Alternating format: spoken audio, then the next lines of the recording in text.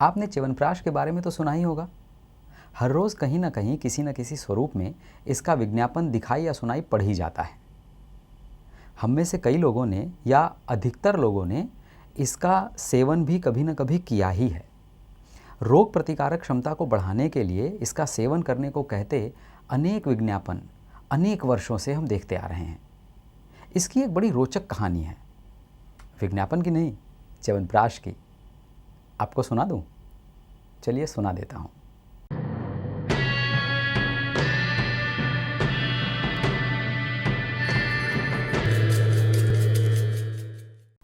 नमस्ते। तत्व सत्व एटसेट्रा में आपके साथ मैं बातें करता हूं। मेरा नाम सौरभ शुक्ल है। च्यवनप्राश का नाम ऋषि च्यवन के नाम पर पड़ा है। च्यवन ऋषि ने 54 प्रकार की औषधियों को मिलाकर इसका निर्माण किया। उद्देश्य था वृद्ध और क्षीण पड़ चुके शरीर को पुनः युवावस्था की परिस्थिति में पहुंचाना। उन्होंने च्यवनप्राश का सेवन करके अपने इस उद्देश्य को प्राप्त किया। ये इतना प्रभावशाली है, ये यानी च्यवनप्राश। अब प्रश्न ये है कि क्या हमें विज्ञापन देखकर ही इसका सेवन करने लगना चाहिए या किसी योग्य वैद्य से समझकर?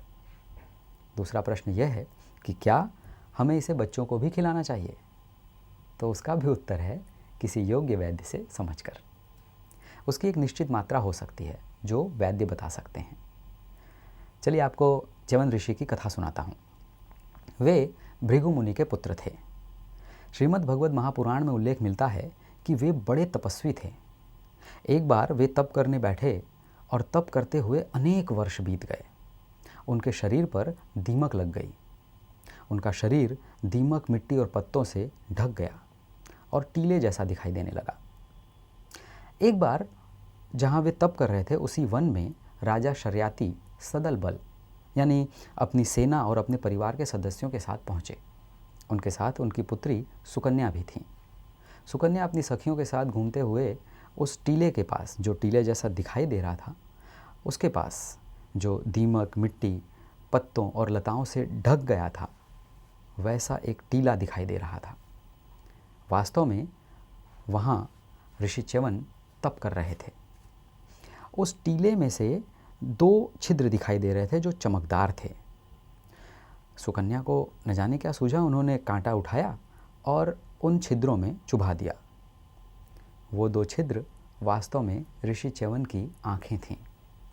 उनमें से रक्त की धारा निकलने लगी। सुकन्या घबरा गई और अपनी सखियों के साथ वहाँ से चली गईं। ऋषि च्यवन अंधे हो गए। अपने तप बल से उन्होंने जान लिया कि यह किसने किया है। वे क्रोधित हो गए और क्रोधित होकर उन्होंने राजा शर्याती को, उनकी पूरी सेना को, उनके परिवार को श्राप दे दिया। श्राप का प्रभाव भी तत्काल ही दिखाई देने लगा। राजा शर्याती ये जानते थे कि वो वन क्षेत्र ऋषि च्यवन के प्रभाव में है। उनके पूछे जाने पर कि क्या किसी से कोई भूल हुई है जिससे ऋषि च्यवन ने हमें श्रापित किया हो, तब सुकन्या ने अपने पिता को उस घटना का पूरा विवरण कह सुनाया। राजा शर्याती अपनी पूरी सेना को, अपने परिवार को और सुकन्या को लेकर के ऋषि च्यवन के पास पहुँचे। उन्होंने उनसे बड़ी क्षमा याचना की। ऋषि च्यवन अंधे हो गए थे। उन्होंने श्राप मुक्ति के बदले अपने जीवन यापन के लिए सहयोगी स्वरूप राजा की पुत्री यानी सुकन्या को जीवन संगिनी के रूप में मांग लिया। सुकन्या और राजा शर्याती इस मांग को स्वीकार कर गए और ऋषि च्यवन और सुकन्या का विवाह हो गया। सुकन्या बड़ी ही पतिव्रता और सेवाभावी थी। उन्होंने उनकी बहुत सेवा की, जिससे प्रसन्न होकर दोनों अश्विनी कुमारों ने उनके पति यानी च्यवन ऋषि की आँखों की दीप्ति को पुनः प्रदान करने की बात कही। वे च्यवन ऋषि को सरोवर में ले गए, वहाँ डुबकी लगवाई और उनको उनकी आँखें पुनः प्रदान की। उन्हीं च्यवन ऋषि ने 54 प्रकार की औषधियों को मिला करके च्यवनप्राश का निर्माण किया और पुनः युवावस्था को प्राप्त किया। ऋषि च्यवन बड़े ही विद्वान थे। उन्होंने अनेक ग्रंथों की रचना की, जिसमें च्यवन स्मृति और भास्कर संहिता प्रमुख हैं।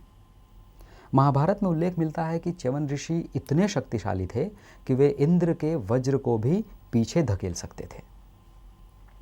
वे ज्योतिष के ज्ञाता थे, इसलिए उन्हें ज्योतिष गुरु भी कहा जाता था। अरे हाँ, च्यवनप्राश के बारे में एक अत्यंत महत्वपूर्ण बात तो रही गई, जो आज के समय में जानना आवश्यक है। नई दिल्ली के केंद्रीय आयुर्वेद विज्ञान अनुसंधान परिषद ने कुछ 8-9 वर्ष पहले भारत के 32 केंद्रीय आयुर्वेद रिसर्च सेंटर के डायरेक्टर्स को और आयुर्वेद कॉलेजेस को पत्र लिखा था कि च्यवनप्राश बनाने के लिए आवश्यक अष्टवर्ग यानी 8 औषधियों के समूह में से 7 औषधियाँ और 32 अन्य औषधियाँ विलुप्त प्राय हैं, यानी उनकी पर्याप्त मात्रा अब उपलब्ध नहीं है, वो विलुप्त होने की कगार पर हैं। अब अनेक संस्थाओं द्वारा इस विषय की चिंता करते हुए उसके विकल्प यानी ऑप्शन की खोज की जा रही है। क्या इन 32 औषधियों और अष्टवर्ग की 7 औषधियों का कोई विकल्प हो सकता है? इस पर रिसर्च किया जा रहा है। किसी भी प्रकार की आयुर्वेदिक औषधि का सेवन करने से पहले किसी योग्य वैद्य का परामर्श आवश्यक है। ये सब विज्ञान है। किसी ने कह दिया हमने खा लिया, ऐसा नहीं करना चाहिए। औषधियों की निश्चित मात्रा होती है, उसे कैसे उसका सेवन करना वह भी आवश्यक है जान लेना। ठीक कह रहा हूँ ना? सौरभ का नमस्कार।